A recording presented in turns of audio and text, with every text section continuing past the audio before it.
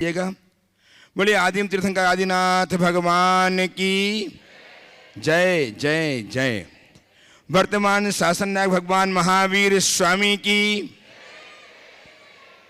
जगत ज्येष्ठ जगत श्रेष्ठ आचार्य देव विद्यासागर जी महाराज की, परम पूज्य प्रमाणिक संत महामना मुनिराज प्रमासागर जी महाराज की, तीर्थराज सम्मेद शिखर जी की, अहिंसामयी जैन धर्म की, भगवान आदिनाथ के जन्म तप कल्याणक महामहोत्सव की,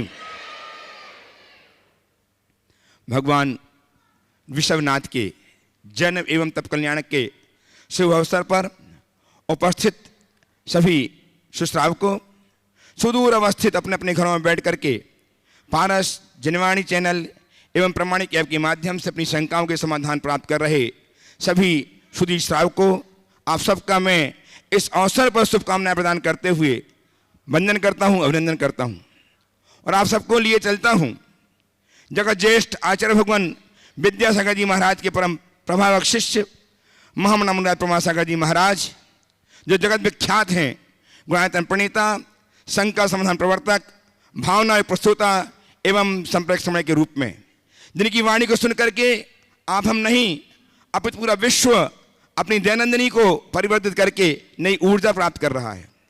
ऐसे श्री गुरु के चरण में बैठ करके हम आज प्रत्यक्षतः अपनी शंकाओं के समाधान प्राप्त करें। उसके पूर्व मैं चाहता हूं कि हम सब गुरुदेव की आशीष से लाभान्वित हों।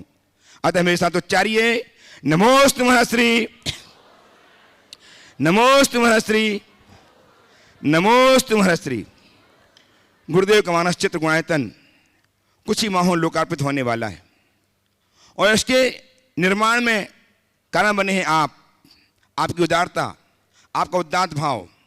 ऐसे ही उदात्त भाव से आज पुनः अपने आप को बहुत सारे भव्यात्माओं ने, उदार मनाओं ने अपने आप को गुणायतन संबद्ध किया है। मैं उनके नाम उच्चार रहा हूं, आप उन तक उनके सत्कार की अनुमोदना करते हुए कर्तव्य ध्वनि अवश्य करें। निर्माण निधि के रूप में श्रीमती आशा जैन अजमेर एवं श्रीमती शशि जैन दिल्ली ने संबद्ध किया है। बहुत बहुत साधुवाद के साथ आपकी कर्तव्य ध्वनि उन तक पहुंचे। गुणायतन में स्वर्ण कार्य के लिए स्वर्णदान देकर अपने जीवन को स्वर्णिम बनाया है श्रीमती शांति देवी जैन सागर ने। यदि हैं तो अपने स्थान में खड़े होकर आशीर्वाद प्राप्त कर लें। और श्री सिद्धांति जैन सोहानी जैन दिल्ली ने बहुत बहुत साधुवाद के साथ आशीष प्राप्त कर लें। गुणायतन में स्वर्णदान के लिए ही श्रीमान विनोद कुमार जी जैन, माया जैन, सुनील जैन, केसरी सागर ने अपना स्वर्ण अर्पित किया है। यदि हैं तो आए, गुरुदेव चरणों की अभिवंदना करें, आशीर्वाद प्राप्त करें, गुरु आशीष लें और उनका सम्मान करने के लिए हैं, उपस्थित हैं विनोद कुमार जी जैन, माया जैन, सुनील जैन, केसरी सागर। आ जाइएगा, हम उनके इस कार्य की भूरी भूरी प्रशंसा करते हुए कर्तव्य ध्वनि करके उनका अभिनंदन करें। निर्माण सारथी के रूप में गुणायतन से श्रीमान कमल कुमार जी, प्रेमलता जी, प्रतीक जी, नेहा जी सेठी कोटा संबद्ध हुए हैं, साधारण आमंत्रित हैं। गुरुदेव चरणों में आशीष प्राप्त करने के लिए आए। श्रीमान कमल कुमार जी, प्रेमलता जी, प्रतीक जी, नेहा जी सेठी कोटा, सीखता कीजिए, जल्दी आइए, हैं वो आ रहे हैं। और उनका सम्मान करने के लिए साधारण आमंत्रित हैं श्रीमान कपूर जी, सुनील जी जैन, कपूर जी कोटा, सुनील जैन देहरादून। आ जाइए सम्मान करने के लिए आप लोग, और तैयार रहें। और कर्तव्य ध्वनि तो होनी चाहिए लगातार, आप शांत मत बैठिए, लगातार कर्तव्य ध्वनि करते। इन्होंने अपने अभी अभी यहाँ मंच में आके संजोए, बनाए और कहा हमको बना दीजिए। ये ऐसे सौभाग्यशाली व्यक्ति हैं जिन्होंने अपनी उदारता का परिचय दिया है। बहुत बहुत साधुवाद। श्रोतार के रूप में ऑनलाइन संबद्ध हुए हैं श्रीमान नितेश जी जैन, नितिन कुमार जी सागर और श्रीमान अनुज कुमार जी जैन, अनुराग जी सागर। इन तक आपकी कर्तव्य ध्वनि अवश्य पहुंचे। बहुत अच्छा काम किया है शुद्धार बनकर के, गुणायतन से अपने सूत संजोए हैं। बहुत बहुत साधुवाद। श्रोता के रूप में अभी अभी जिन्होंने अपने आप को संबद्ध किया है श्रीमान अशोक कुमार जी जोरा, प्रांकुल जैन, शुभी जैन, श्रीमती संतोष जी जैन, जय रुचि जैन, मोक्ष देशना जैन, आरदा जैन कोटा। इन्होंने आइए आ जाइए ऊपर, इन्होंने अपने आप को संबद्ध किया गुणायतन के शुद्धार के रूप में। बहुत बहुत साधुवाद के साथ इनका सम्मान करने के लिए आमंत्रित कर रहा हूं श्रीमान सागरमल जी जैन, सप्तम प्रतिमाधारी अर्थुना ट्रस्टी गुणायतन बांसवाड़ा। श्रीमान सागरमल जी जैन अर्थुना से, जो ट्रस्टी गुणायतन है, सप्तम प्रतिमाधारी हैं, ब्रह्मचारी हैं, ऐसे व्यक्ति के द्वारा इनका सम्मान होगा। अशोक कुमार जी परिवार का, जोरा जी का, जोरा परिवार का। आइए। इसी क्रम में श्रीमान कपिल कुमार जी जैन, श्री भानु कुमार जी जैन, शीला जैन, आरती जैन, हितांशी, गौरवी जैन, सुनील, सारिका सेठी, महावीर नगर कोटा ये संबद्ध हुए गुणायतन के सूत्रधार के रूप में मैं सादर आमंत्रित कर रहा हूँ, वे आए, गुरुदेव से आशीष प्राप्त करें। और इनका सम्मान करने के लिए डॉक्टर राजेंद्र कुमार जी के सुपुत्र श्रीमान डॉक्टर सौरभ जैन, डॉक्टर नेहा जैन दिल्ली सम्मान ट्रस्टी गुणायतन सम्मान करने के लिए पहुंचे। आइए आप लोग बैठिए, आप लोग पहुंचिए, आप लोग आइए। हाँ बोल दिया, आ गए। कमल कुमार, कपिल कुमार जी, भानु कुमार जी जैन, शीला जैन, आरती जैन, हितांशी, गौरवी जैन, सुनील, सारिका सेठी, महावीर नगर कोठा जो संबद्ध हुए हैं गुणायतन के सूत्रधार के रूप में, इनका सम्मान करने के लिए राजेंद्र कुमार जी के सुपुत्र डॉक्टर सौरभ जी, डॉक्टर नेहा जी जैन दिल्ली से ट्रस्टी गुणायतन आ जाए सम्मान करने के लिए। सीखता से आ जाइएगा। डॉक्टर सौरभ जी सम्मान कीजिए। आप इस, हाँ आप उस तरफ खड़े होइए, आप इस तरफ चलिए चलिए जो सम्मान कीजिए डॉक्टर साहब। आज गुणायतन के संस्थापक सदस्य के रूप में, चलिए बैठिए, आपने बैठ। आज गुणायतन के संस्थापक सदस्य के रूप में श्रीमान जैनेन्द्र कुमार जी, श्रीमती बीणा जी जैन के सुपुत्र विकास जी जैन दुबई, श्रीमती श्वेता जैन, कुमारी तृप्ति जैन, शानवी जैन, चरवी जैन दिल्ली ये संबद्ध हुए। अभी तक कल ध्वनि तक इनके सम्मान में निरंतर बसती रहे। इन्होंने आज दुबई से आकर के यहाँ अपने आप को संबद्ध किया है संस्थापक सदस्य के रूप में। बहुत बहुत साधुवाद के साथ आमंत्रित कर रहा हूँ, आए, हाँ आइएगा और गुरु आशीष प्राप्त कीजिएगा। इनका सम्मान करने के लिए सादर आमंत्रित हैं गुणायतन के मुख्य प्रशासनिक अधिकारी श्रीमान सेनन जी जैन दुबई दिल्ली एवं श्रीमान सुभाष जी जैन CEO गुणायतन। शीघ्र से आ जाए सम्मान करने के लिए श्रीमान सुभाष जी जैन, श्रीमान शैलन जी जैन प्रशासनिक अधिकारी, मुख्य प्रशासनिक अधिकारी गुणायतन एवं CEO गुणायतन। आइए शीघ्र से आइए, आइए भाई दुबई से विकास जी आइए। आपकी तालियां लगातार बजती रहे। इन्होंने ऐसा सत्कर्म किया, सत्कार किया है जो गुणायतन जैसी निधि को अक्षुण्ण बनाने में कारण बनेगी। आइए उस तरफ जाइए, उस तरफ जाइए। आइए श्रीमान शैलन जी, सुभाष जी इस तरफ आ जाएं। और हमारे बीच में आज श्रीमान सुनील जी, रेखा जी जैन जिनकी बेटी सुकृति एवं सुहानी गुड़गांव से जो कोऑर्डिनेटर हैं प्रमाणिक समूह की सादर और गुणायतन ट्रस्टी हैं, सादर आमंत्रित कर रहा हूँ गुरुदेव चरणों में आए, आशीष प्राप्त करें।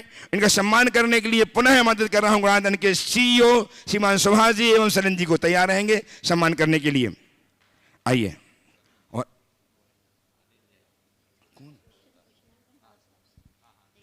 और अनिल जी जैन रोहतक एवं सुनील, अनिल जी जैन रोहतक से ये भी सम्मान करने के लिए आ जाए। रोहतक वाले अनिल जी जैन सम्मान करने के लिए पहुंचे। अनिल जी जैन रोहतक आ जाए, मंच में आशीष प्राप्त करें गुरुदेव का। अनिल जी जैन रोहतक ट्रस्टी गुणायतन सम्मान करना है, सम्मान करने आप बोलिए, बैठो ना, बुलाइए आप, बैठो बीणा जी आ रहे हैं, अनिल रोहतक नहीं आ रहे। चलिए, और अब मैं अनिल जैन रोहतक यदि हों तो गुरु चरणों में आ जाए आशीष प्राप्त करने के लिए। मैं अब लिए चलता हूँ आप सबको संकट समाधान के सत्य से जोड़ रहा हूँ। कुछ ऑनलाइन प्रश्नों के माध्यम से गुरुदेव इस कार्यक्रम को गति प्रदान करना चाहता हूँ आपके आशीष के साथ। एक छोटा सा प्रश्न अर्णव जैन कुंभराज, छोटा सा प्रश्न अर्णव जैन कर रहे हैं। गुरुदेव मेरी शंका है कि पारसनाथ भगवान जी को चिंतामणि पारसनाथ क्यों कहते हैं? छोटा सा बच्चा। देखिए, भगवान तो सभी चिंतामणि, बल्कि चिंतामणि से भी ऊपर है। चिंतामणि के पास तो जब याचना करते हैं या चिंतन करते हैं तब फल मिलता है, लेकिन भगवान तो पेड़ के समान है जिनके नीचे जाओ तो अपने आप छाया मिल जाती। पर चूँकि पार्श्वनाथ भगवान ने अपने जीवन में बड़ा उपसर्ग सहन किया है और दारुण उपसर्गों को सहा, तो लोगों की आस्था उनके साथ जुड़ गई कि पार्श्वनाथ भगवान विघ्न के हरता है और हमें चिंतामणि के समान फल प्रदाता है। गुरुदेव स्पर्श जैन नागौर जिला सतना बारंबार नमोस्तु अर्पित करते हुए जानना चाहते हैं कि गुरुदेव कलयुग में झूठे लोगों को स्वीकार किया जाता है, झूठे लोगों को स्वीकार किया जाता है और ईमानदारों का चारों तरफ से शिकार किया जाता है। अच्छा, हे गुरुवर, इस कलयुग में ईमानदार जिए तो आखिर कैसे जिए? कृपा समाधान कीजिए। झूठे लोगों को स्वीकार किया जाता है, ईमानदार लोगों का स्वीकार किया जाता है। ईमानदार लोग जिए तो कैसे जिए? देखो, बेईमान बन कर के जीने की अपेक्षा ईमानदारी से मर जाना अच्छा है। बेईमान आदमी कितना भी ठाट पाएगा, लोक की नज़र में बेईमान ही कहलाएगा।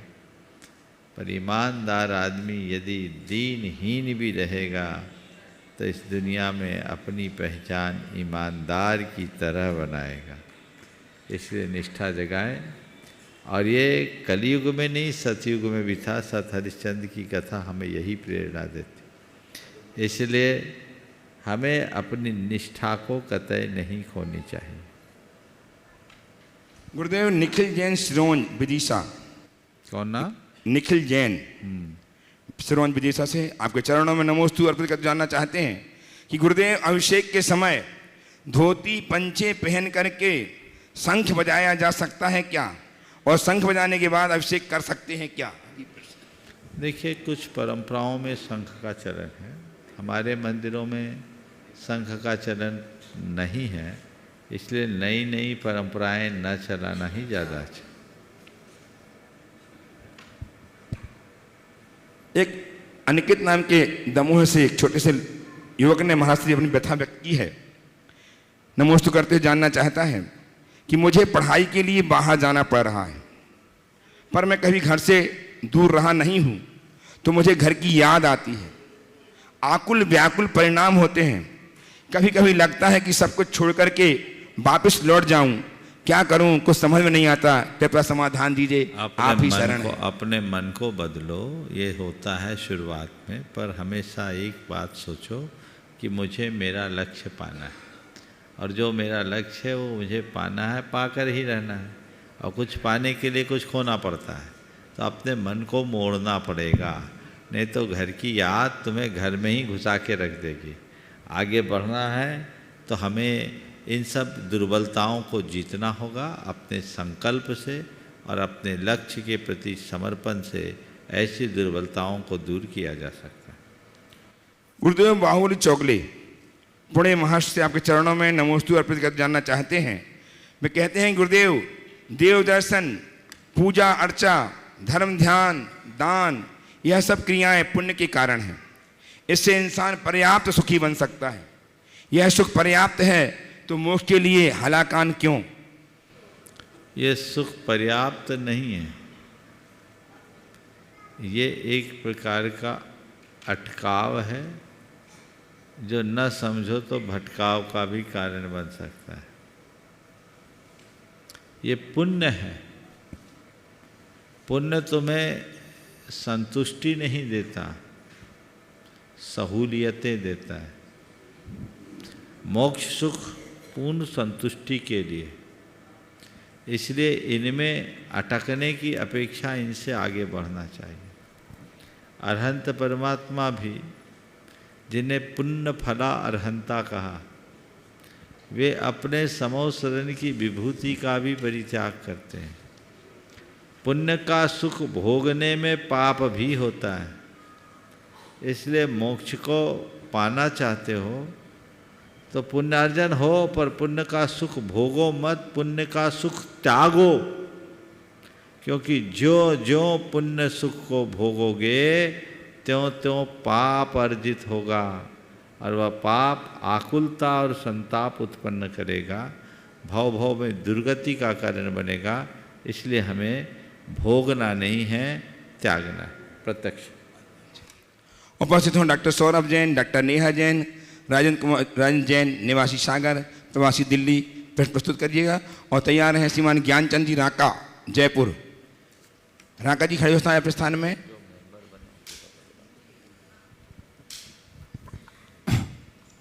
ज्ञानचंद राका नहीं है। गुवाहाटी से दीपिका हर्ष पहाड़िया, दीपिका जी हर्षी पहाड़िया, गुवाहाटी। नाम लिख के भेजते आते नहीं है, क्या बताएं। हसमुख भाई शाह, सूरत तैयार रहेंगे। गुरुवर को कोटि कोटि नमन। नमोस्तु गुरुदेव। गुरुवर, एक प्रश्न था, इस सीमित से जीवन में ओम फिर से बोलिए। गुरुवर, इस सीमित जीवन में कितना अपने बारे में सोचें और कितना अपनों के बारे में? सीमित जीवन में अपने बारे में कितना सोचें, अपनों के बारे में कितना सोचें। कुछ नहीं करो, गैरों के बारे में सोचना बंद कर दो। जो बचेगा अपने और अपनों के लिए हो जाएगा। समझ गए? हम लोग ना अपने बारे में सोच पाते हैं ना अपनों के बारे में सोचते हैं। हम अपना पूरा समय और शक्ति उनके लिए खपाते हैं जिनसे हमारा कोई लेना देना नहीं। बस उसको बचा लोगे ना तो समय ही समय है। 24 घंटे जो सोशल मीडिया में आप लोग एक्टिव रहते हो, जो आप इलेक्ट्रॉनिक मीडिया में एक्टिव रहते हो, उसमें क्या होता है? ना अपना होता है ना अपनों का कुछ होता है, केवल नकारात्मकता भरती है। इससे अपना समय निकालो, बचाओ, जीवन आगे बढ़े। आइए श्रीमान हसुफ भाई शाह सूरत से अपने साथियों के साथ, और तैयार हैं अशोक जी जैन जोरा कोटा। मैं हसुफ भाई सूरत से, सूरत और मंसूर परिवार की ओर से आपको त्रिबार नमोस्तु नमोस्तु नमोस्तु गुरुवर। मेरा प्रश्न ये है कि पहाड़ पर हम गए थे तो गौतम गंधर की टॉप पे 34 पादुका है महाराज जी। तो 34 का मतलब किनकी है, ये जरा समझाने को कृपा करें महाराज जी। देखिए, गणधर टोंक है, गौतम गणधर तो हम लोग लगा देते हैं। 24 तीर्थंकरों में 23 तीर्थंकर के एक एक को ले लिया, और भगवान महावीर के 11 गणधर थे, उन 11 को ले लिया, तो 23 और 11 34 हमने काम चला लिया। नमोस्तु नमोस्तु। दूसरा एक प्रश्न है महाराज जी कि गुणस्थान में 11वें के गुणस्थान पे से आदमी नीचे आता है, दूसरे कोई गुणस्थान पे नहीं आता, ऐसा क्यों? 11वें से नीचे आ जाते हैं, बाकी गुणस्थानों से नीचे क्यों नहीं आते? क्योंकि वे कर्मों का उपशम करके जाते। गुणस्थान कोई सीढ़ी नहीं है, ये तो एक दर्जा है।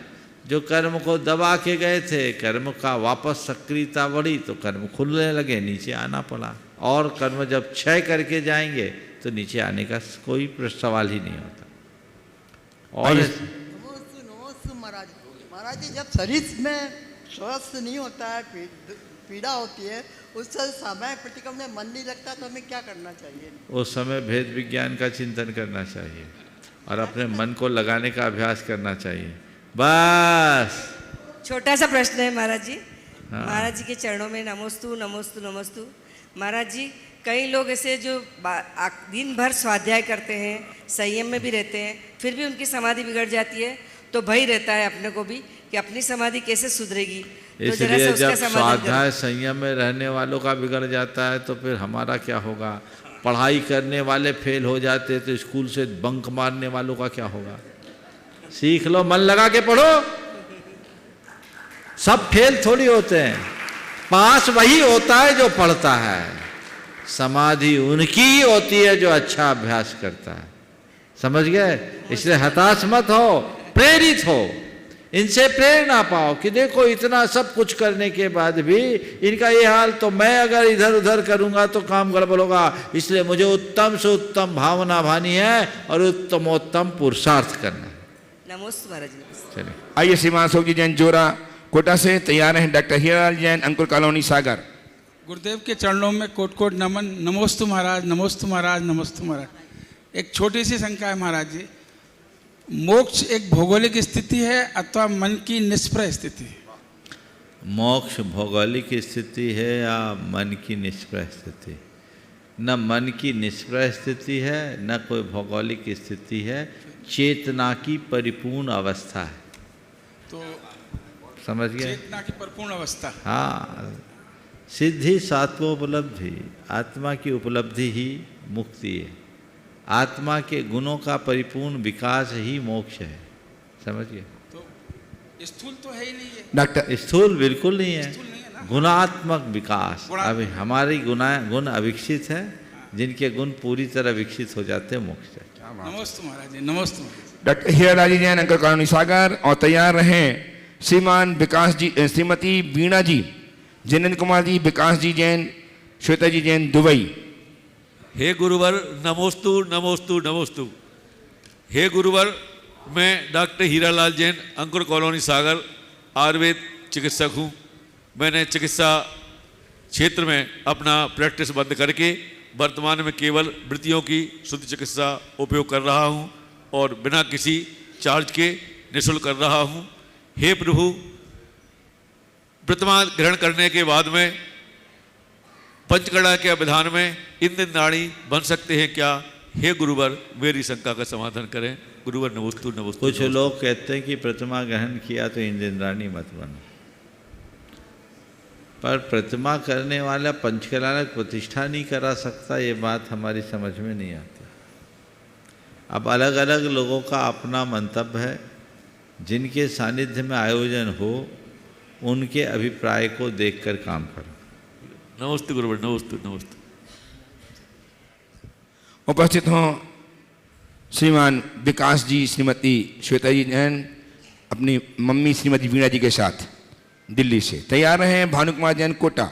हेलो हेलो, नमोस्तु महाराज जी, नमोस्तु महाराज जी, नमोस्तु महाराज जी, नमोस्तु महाराज जी। मेरी एक छोटी सी शंका है कि जैसे हम लोग सुबह भगवान जी की पूजा करने मंदिर जाते हैं, थोड़ा माइक अच्छे से पकड़ लीजिए।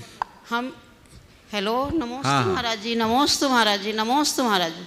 महाराज जी जैसे हम लोग सुबह मंदिर पूजा करने जाते हैं, अपनी सामग्री तो हम अपने आप से धो के और पूजा चालू कर देते हैं, लेकिन बहुत से लोग ऐसे होते हैं, सभी का शंका होगी कि कोई भी आकर के हमारे साथ पूजा करने बैठ जाता है बीच में, तो वो सही है या गलत है? और एक छोटा सा और है कि जैसे हम घर में अपना मंदिर बनाते हैं ऐसे ध्यान लगाने के लिए या पूजा पाठ करने के लिए, वहाँ पे हमको आरती करनी चाहिए या नहीं करनी चाहिए? नमोस्तु महाराज। देखिए, मंदिर में कोई भी पूजा करे तो विधिवत स्थापना आह्वान से लेकर विसर्जन तक पूरी क्रिया करे। अब आप पूजा कर रहे हो भाव से, कोई दूसरा आकर के आपकी पूजा में सम्मिलित हो गया तो ये एक प्रकार का व्यवधान है और सामने वाले की पूजा भी अधूरी पूजा है। इसलिए पहले तो मैं सबको सलाह ये दूंगा कि मंदिर में जाकर के पूजा करो तो इस भांति करो कि न स्वयं को व्यवधान हो न सामने वाले को व्यवधान हो।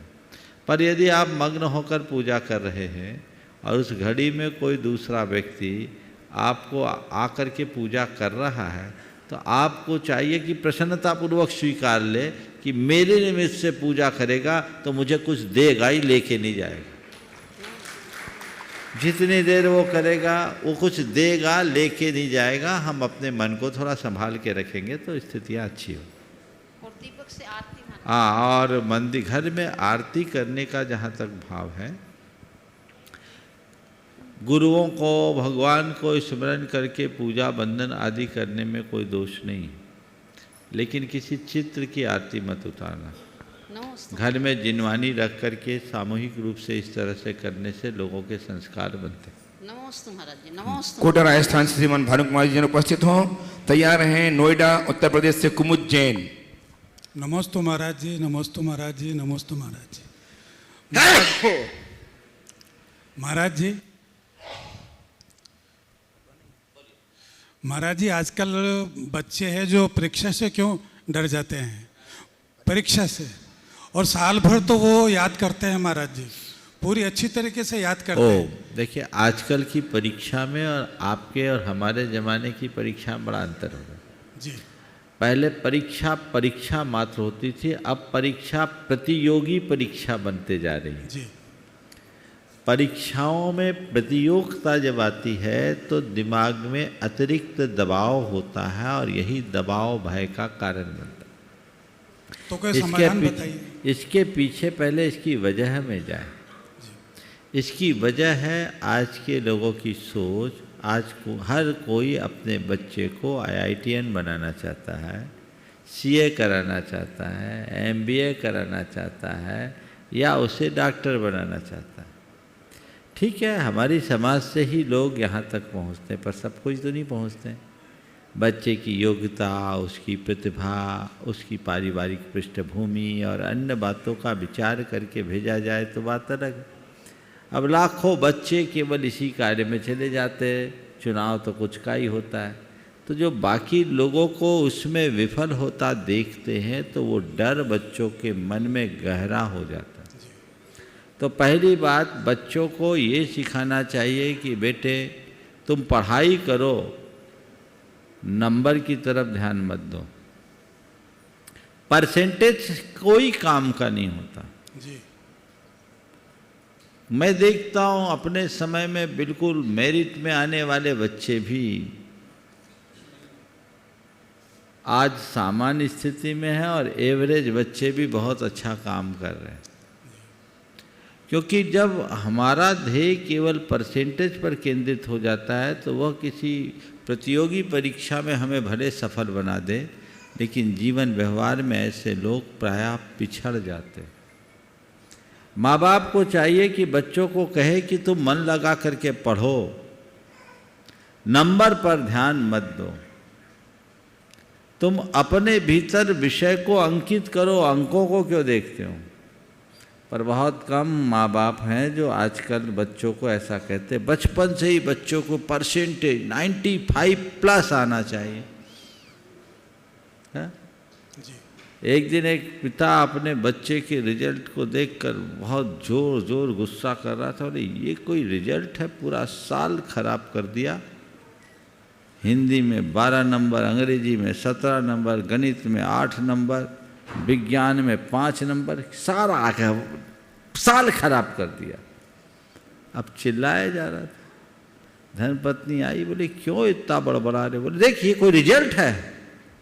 पत्नी ने देखा, पति की तरफ बढ़ा करके कहा थोड़ा ध्यान से देखो किसका रिजल्ट है।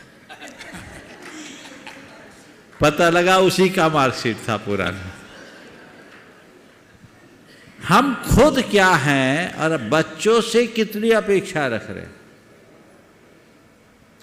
जरूरत से ज़्यादा अपेक्षाएं भी अतिरिक्त दबाव का कारण बनती है। समझ गए?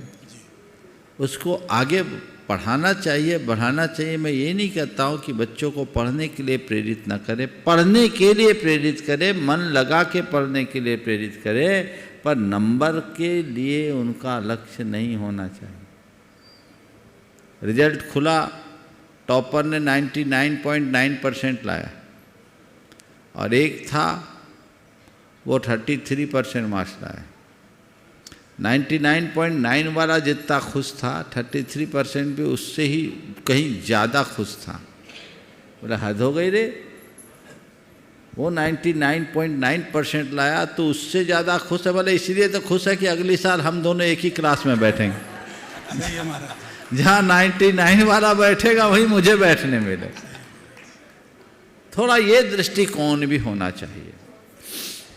और मैं महसूस करता हूँ कि परीक्षा की जिंदगी में लोग भले आगे निकल जाए, पर ऐसे लोग जिंदगी की परीक्षा में विफल हो जाते हैं। आज जितने भी इस तरह के सुसाइड्स वगैरह के घटनाएं सामने आती है, वो पढ़े लिखे लोगों में ज़्यादा आती कि कम में? पढ़े लिखों में ज़्यादा आती। तो ये सब चीज़ें क्यों हैं? हमें इन कारणों को समझना चाहिए। समाज का पूरा दृष्टिकोण बदलना चाहिए, बच्चों के प्रति दृष्टिकोण बदलना चाहिए, तभी हम कुछ अच्छा कर पाए। नमस्ते महाराज जी। उपस्थित हों कुमुद जैन, नोएडा उत्तर प्रदेश से। तैयार है प्रगति जैन, रुद्रपुर दमोह। प्रगति जैन स्थान में खड़े हो जाएं। बोलिए। नमोस्तु महाराज, नमोस्तु महाराज, नमोस्तु महाराज। महाराज मैं कुमुद जैन, नोएडा से। महाराज मेरी एक शंका है। साधुओं को हमारे यहाँ स्नान निषेध है, और लेकिन भगवान का 1008 कलशों से अभिषेक किया जाता है, ऐसा क्यों? बहुत अच्छा सवाल। साधुओं को स्नान निषिद्ध है, भगवान को 1008 कलशों से आपके शब्दों में कहे क्यों नहलाया जाता है? आपने थोड़ा संशोधित कर दिया, क्यों नहलाया जाता है ना? पहली बात तो भगवान और मुनिराज दोनों समान नहीं। अगर मुनिराज को भगवान के साथ जोड़ो और सब कुछ भगवान के साथ जोड़कर वैसा ही करने लगो, तब तो या तो मुनियों की तरह भगवान को रोटी खिलाना पड़ेगा, या भगवान की तरह मुनियों की रोटी भी छीननी पड़ेगी। उपवास रखो, ऐसा है क्या? हाँ नहीं महाराज, ऐसा नहीं है ना।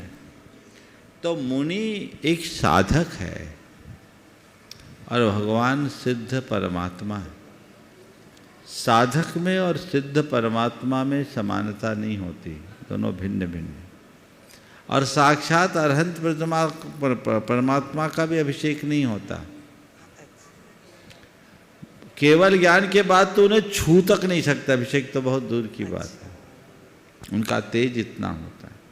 लेकिन जिन प्रतिमा के अभिषेक का शास्त्रों में विधान है,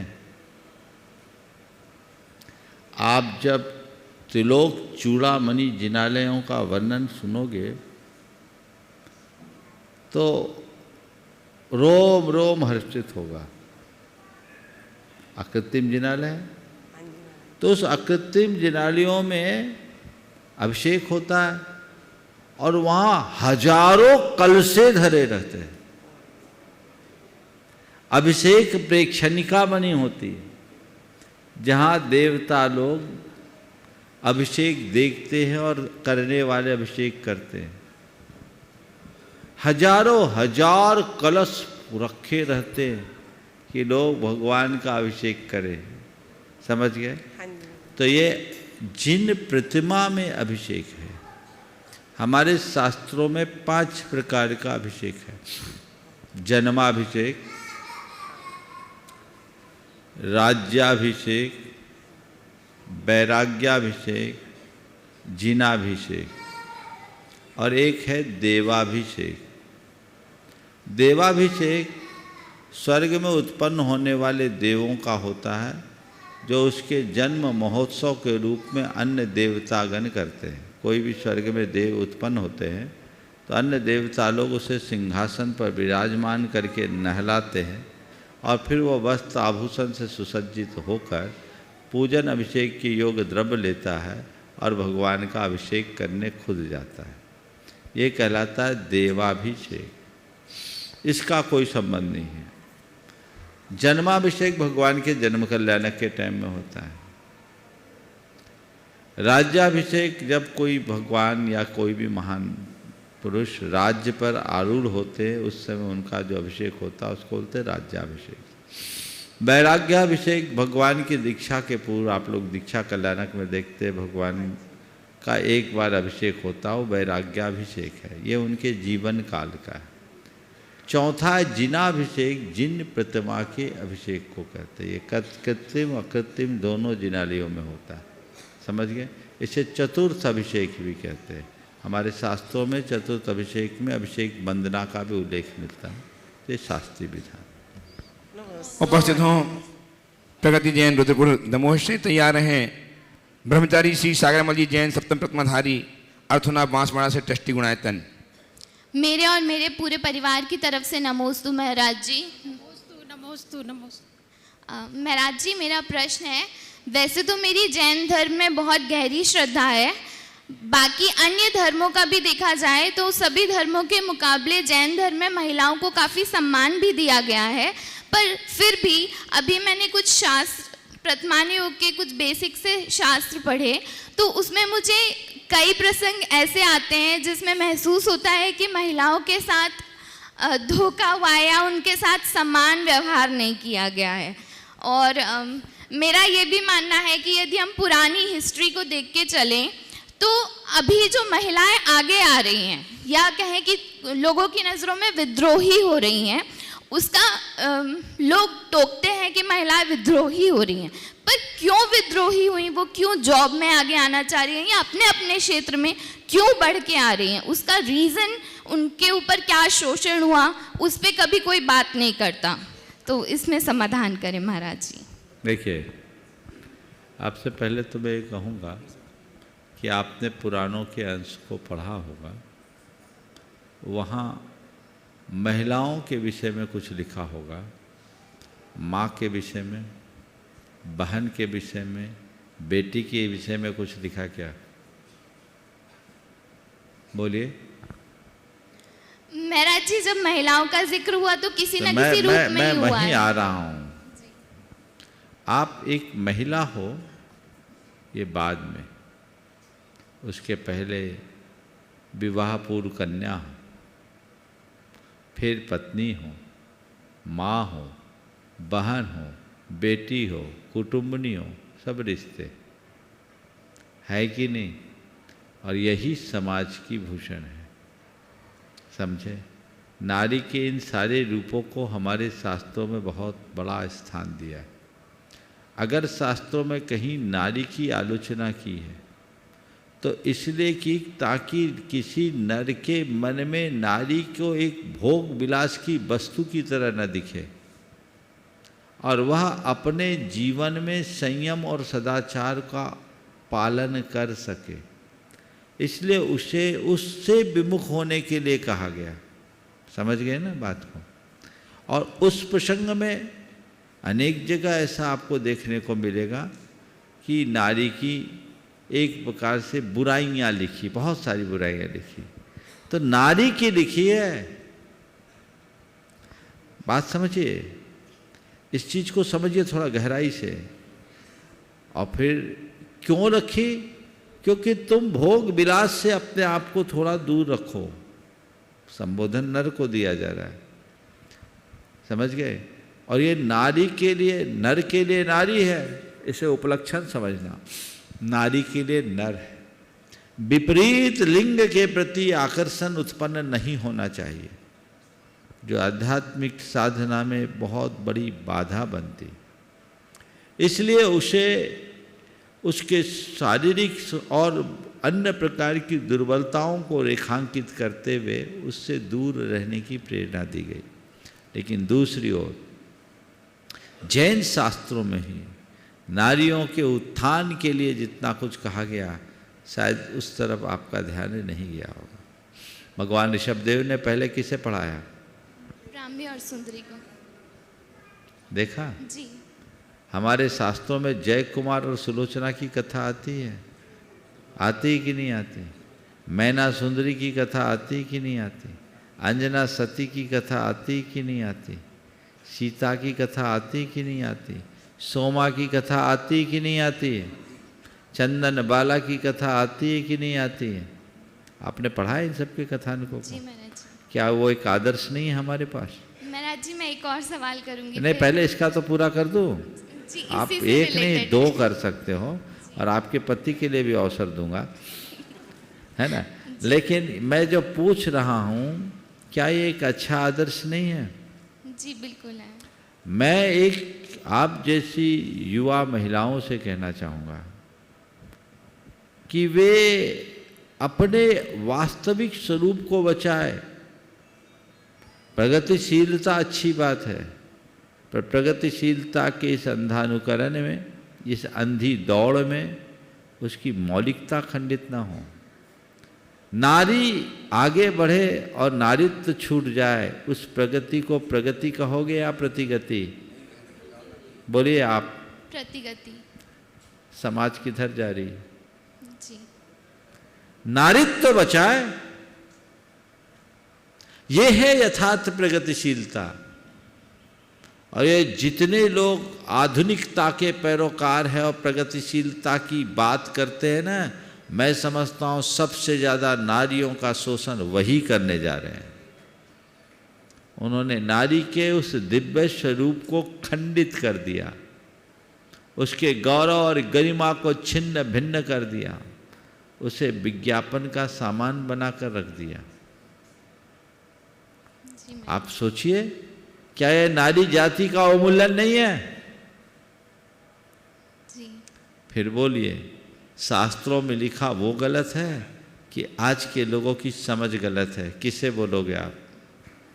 नहीं महाराज जी, शास्त्रों की बातें तो सही है, पर मैं नहीं समझ पा रही थी, तो इसी नहीं, मैं जो सवाल कर रहा हूं उसका उत्तर दो। जी। ये समझ गलत है या शास्त्र की बात गलत है? समझ गलत है। तो हमें अपनी समझ को ठीक करने की जरूरत है। हम समझ जाएंगे तो सब समझ जाएंगे। समझ गए? अब आप दूसरा सवाल भी कर सकती हैं, और आपके श्रीमान अगर पूछना चाहे तो वो भी कर सकते हैं। जी महाराज जी, बस मैं यही बोलूँगी कि आपने बोला कि नारी की अपनी कोई मौलिक उसका एटीट्यूड है, तो क्या सारा पूरा परंपराओं का भार नारी के ही ऊपर है? कहीं पे भी नर के ऊपर नहीं आता कि उनके ऊपर भी परंपराओं का कोई भार है? क्यों नहीं। शास्त्रों को थोड़ा ठीक से पढ़िएगा तो नारी के साथ जितना लिखा गया उससे कई गुना नरों के लिए लिखा गया है ना। वो सब चीज़ें हैं, आप थोड़ा पढ़ेंगे तो मालूम पड़ेगा। और नर को सुधारने के लिए तो सारा शास्त्र लिखा है कि तुम सुधरो, कल्याण करो, आगे बढ़ो, तो वो जो बिगड़ा उसी को सुधारा जाता है। और वो और ना बिगड़े इसलिए उसको बचाने के लिए कुछ प्रेरणा भी दी जाती है। मैं ये नहीं कहता कि नारी को कमतर आंकना चाहिए। समाज में जितना नर का स्थान है, नारी का उससे कमतर नहीं, बल्कि किसी ने तो बहुत अच्छी बात की, नर से नारी है ज़्यादा सुख मान की अधिकारी। नारी नर से ज़्यादा मान की अधिकारी, क्योंकि एक नहीं दो दो मात्रा है भारी। नर में 2 मात्रा है, नारी में 4 मात्रा है। तो वो कह रहे एक नहीं 2 मात्रा है भारी। तो ये अपना दृष्टिकोण है। मैं तो ये कहता हूँ ये होड़ ही नहीं होनी चाहिए। नर को नर रहना चाहिए और नारी को नारी रहना चाहिए। नर के बिना नारी अधूरी, तो नारी के बिना नर अधूरा। समझ गए? अगर इसलिए दोनों को ध्यान में रखे तो सारा काम अपने आप बन सकता है। आइए श्रीमान सागर जी, वो पूछेंगे। नाम बोल दो अपना। हाँ, मेरा नाम विवेक सिंह है। हाँ। मेरा प्रश्न कुछ अलग तरीके का है। हाँ, पूछ लो। मेरा प्रश्न ये है महाराज जी कि जैसे हम देखते हैं कि आजकल पूरे भारतवर्ष में अनेकों बड़े बड़े मंदिर बनाए जा रहे हैं, जिनालय बनाए जा रहे हैं, जहाँ पर अनेकों प्रतिमाएं रखी जा रही हैं, जहाँ पे लिमिटेड नहीं बहुत ज़्यादा प्रतिमाएं रखी जा रही हैं। तो जैसा कि आज के समय हम देख रहे हैं कि जैन धर्म के लोग कम होते जा रहे हैं। दर्शन मंदिरों में देखा जाए, परसेंटेज वाइज देखा जाए, ट्रेंड देखा जाए तो वो कम होता जा रहा है। कभी कभार नया जिनालय बनता है तो लोग जाते हैं और पूरे सभी जिन प्रतिमाओं के दर्शन अच्छे से कर पाते हैं, पर कुछ समय बाद वो दर्शन कम हो जाते हैं और प्रतिमाएं ज़्यादा होती हैं। तो कुछ लोग एक ऐसा भी लोग सोचते हैं कम प्रतिमा हो पर मंदिर नया बनता जाए, जैसे जीर्णोद्धार की जगह हम नए मंदिर बनाते हैं, वो सही मतलब लोग सोचते हैं।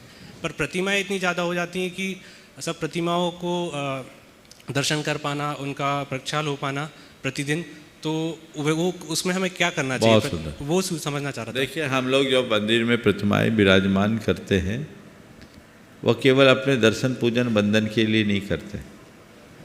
मंदिर का निर्माण और भगवान को विराजमान करने का बड़ा व्यापक उद्देश्य होता है। जहाँ हम उसे अपनी पूजा आराधना का केंद्र बनाते हैं, वहीं उसे हम अपनी संस्कृति के संरक्षण का आधार भी बनाते हैं। आज मंदिर होंगे, उसमें मूर्तियाँ होगी, तो युग युगांतरों तक वो हमारे इतिहास की गौरव गाथा को गाएंगे। एक मंदिर बनाया, एक प्रतिमा हमने रखी, कल काल के प्रभाव से वो ध्वस्त हो गई तो हमारा अस्तित्व वहीं से मर जाएगा। लेकिन कोई बड़ा विशाल मंदिर है जिसमें हजारों प्रतिमाएं हैं, तो वहाँ का जो इतिहास लिखा जाएगा, उसके आधार पर जो इतिहास लिखा जाएगा, वो इस बात का प्रमाण बनेगा ये उस युग का मंदिर है जब हजारों लोग मंदिर बनाने को आगे होते थे। ये दृष्टिकोण हम क्यों नहीं रख सकते? और कभी हमने अतीत में देखा है बहुतों ने हमारे मंदिर तोड़े, मंदिर तोड़े पर हमारी आस्था को नहीं तोड़ पाए, हमारी श्रद्धा को नहीं तोड़ पाए। मंदिर तोड़ने वाले अपने मनोरथ को पूरा कर लिए, लेकिन वो हमारी आस्था नहीं तोड़ पाए। वो एक मंदिर तोड़े, हमने 100 मंदिर बनाए। और आज का युग तो बहुत अच्छा युग है। एक युग था जब मंदिर तोड़े जाते थे। हम भाग्यशाली लोगों में हैं जब मंदिर बनाने वाले युग में जन्म लिए। तो इतने मूर्तियां रख दो कि तोड़ने वाले आए तो वो भी थक जाए। कभी कोई आए, कितने तोड़ेंगे? हजारों हजार को। तुम तोड़ते तोड़ते थक जाओगे पर हम बनाने में कभी नहीं थकेंगे। ये संदेश है उसके पीछे। क्या ये दृष्टिकोण सही है? सही है। जोर से बजा दो तालियां। तालियां। आइए श्रीमान ब्रह्मचारी सप्तम परमधारी सागरमल जी जैन अर्थना ट्रस्टी गुणायतन तैयार हैं। श्रीमान सुनील जी रेखा जी जैन बिटिया सुकृति सोहानी जैन के साथ, जो कोऑर्डिनेटर हैं प्रमाणिक ऐप के गुड़गांव से। गुरुदेव के चरणों में कोटिश नमोस्तु नमोस्तु नमोस्तु। गुरुदेव, वर्तमान में देखने में आता है जैन कुल में जन्म लेने के पश्चात भी स्वाध्याय के प्रति रुचि नहीं के बराबर है। न स्वाध्याय सुनने में रुचि है, न स्वाध्याय करने में रुचि है। इसी का परिणाम देखते हैं, छोटी मोटी समस्या आने पर प्रतिकूल परिस्थिति आने पर व्यक्ति एकदम घबरा जाता है। जबकि हम देखते हैं प्राचीन समय में हमारे पूर्वज कम पढ़े लिखे थे, लेकिन 2 टाइम स्वाध्याय सुबह शाम बराबर करते थे।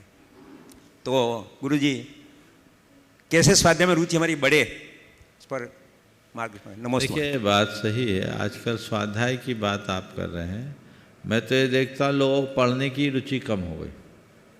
अब तो टेक्स्ट की किताबें भी कम पढ़ते हैं। अभी एक बार किसी ने बताया, महाराज अब तो मैगजीन्स भी कम बिकने लगी, पढ़ने का चलन बदल गया। समय काल के अनुसार ये सारा परिवर्तन होता है। अब सब चीज़ डिजिटलाइज हो गई और अब ज़्यादातर समय लोगों का उसके गैजेट्स में चला जाता है। अब समय ही नहीं बचता और फिर रुचि भी बदल गई। तो ऐसे समय में लोगों की रुचि जगानी चाहिए। हम लोग बलपूर्वक किसी को स्वाध्याय से नहीं जोड़ सकते। हमें बहुत आज के हिसाब से टेक्निकल तरीके से अगर स्वाध्याय कराने की शुरुआत की तो लोगों में बड़ा आकर्षण होगा। आपने जैसे कहा कि लोग आजकल स्वाध्याय से दूर भागते हैं, तो मैं देख रहा हूँ कि एक बड़ा वर्ग है जो स्वाध्याय के प्रति आकर्षित भी हो रहा है और टेक्नोलॉजी के साथ स्वाध्याय कर रहा है। अभी ये बहन खड़ी हैं, सुकृति हैं, सुहानी हैं, थोड़ा दिखा दो।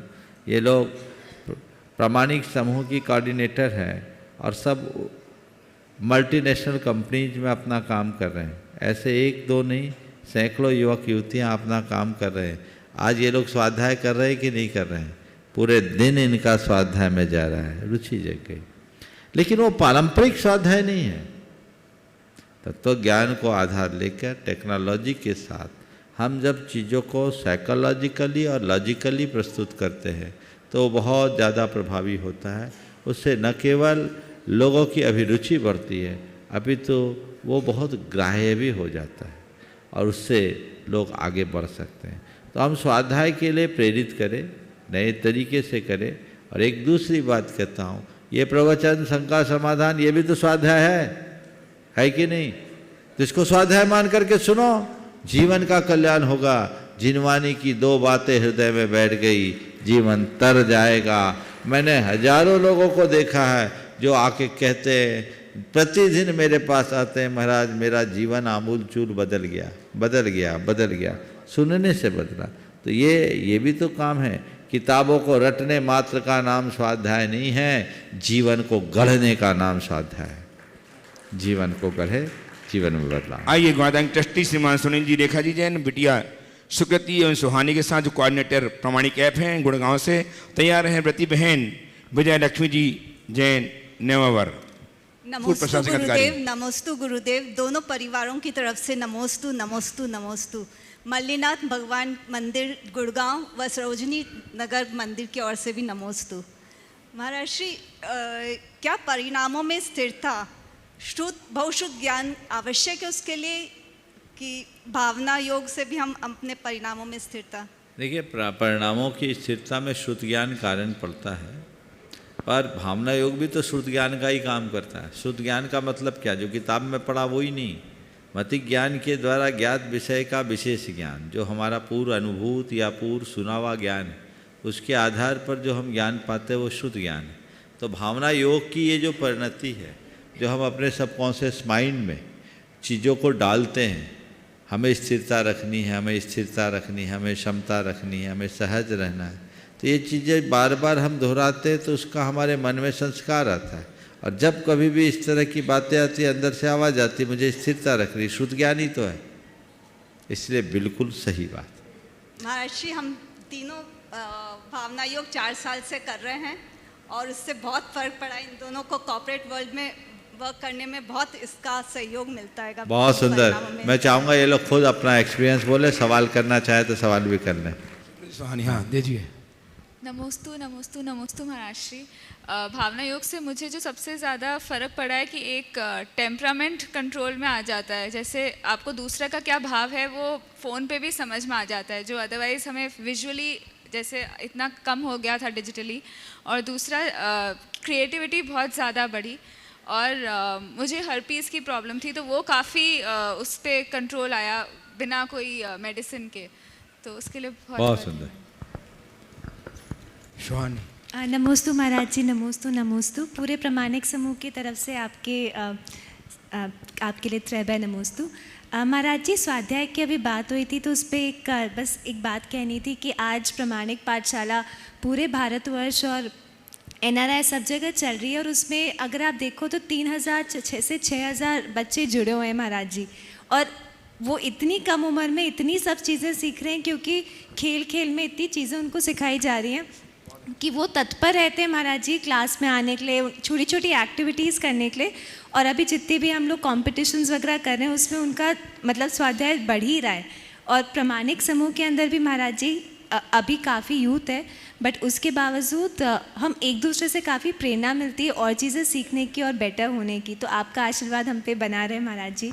बहुत सुंदर, एक बार जोरदार करतल ध्वनि से पूरे प्रमाणिक समूह के कार्यकर्ताओं के लिए बहुत अच्छा कार्य। पिछले 5 सालों में प्रमाणिक समूह ने एक बहुत बड़ी क्रांति की है।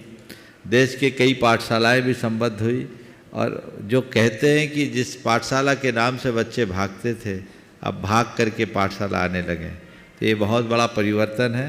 मैं सभी लोगों से कहूँगा प्रमाणिक समूह से संपर्क करें, उनकी सेवाओं का लाभ ले और जीवन में व्यापक बदलाव घटित करें। उपस्थित हों सिद्धोदय क्षेत्र नववर्ष प्रति बहन विजय लक्ष्मी जी, और तैयार रहें श्रीमान शिखर चंद शिखर कवि सागर से। अपने स्थान खड़े हो जाए शिखर चंद जी शिखर। देवादिदेव भगवान आदिनाथ की जय। वर्तमान शासन नायक भगवान महावीर स्वामी की जय। सबके प्रिय परम पूज्य आचार्य गुरुवर श्री विद्यासागर जी महाराज की जय। और समाधान के सागर श्री प्रमाण सागर जी महाराज के चरणों में नमोस्तु नमोस्तु नमोस्तु। जय हो भगवान। अपने प्रश्न से पहले मैं इन दोनों बहनों को बहुत बहुत साधुवाद देना चाहती हूँ।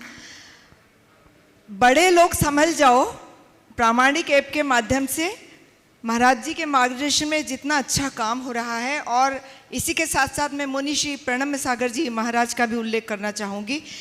ये दोनों मुनिगण के मार्गदर्शन में बच्चों का इतना अच्छा प्रशिक्षण हो रहा है कि कुछ समय बाद आपके बच्चे आपसे प्रश्न करेंगे और आप उनका उत्तर नहीं दे पाएंगे। तो जो बच्चों की पाठशाला है वो केवल बच्चों के लिए न रहे, आप भी उनके साथ साथ पढ़िए ताकि आप उनके जवाब देने में सक्षम हो सकें। और अब मेरा प्रश्न महाराज जी से। महर्षि, हमारे शास्त्रों में भिन्न भिन्न विधानों का उल्लेख है, और ये कहा गया है कि विधान अपने परिवार के साथ, कुटुंबजन के साथ, समाजजनों के साथ, बहुत गाजे बाजे के साथ करना चाहिए। ये तो एक विधिवत रीति है, लेकिन यदि कोई साधना के तौर पर इतने तामझाम के साथ विधान न करके अकेले करना चाहता है या चंद अपने ही जैसे लोगों के साथ करना चाहता है, तो वो क्या त्रुटिपूर्ण है, क्या दोषपूर्ण है? देखो, 2 शब्द है, एक है आराधना और एक है प्रभावना। आराधना या साधना अकेले में की जा सकती है, प्रभावना अकेले में नहीं कर सकते। इसलिए प्रभावना करना हो तो तामझाम लगाओ, आराधना करना हो तो अकेले कर लो। नमस्ते महाराज। दोनों चीजें। नमस्ते महाराज। शिखर चंद जी शिखर सागर से कवि, जल्दी बोलिए, जल्दी माइक दो, जल्दी बोलो। गुरुवर के चरणों में तरवार नमस्तु करते हुए नमस्तु नमस्तु नमस्तु। गुरुवर 2 पंक्तियों के माध्यम से अपने विचार रखना चाहता हूँ। यह जीवन मिला विरासत में, क्यों व्यर्थ इसे बर्बाद करूं। उस संसार साधना है मुझको, क्यों अगले भव की बात करूं।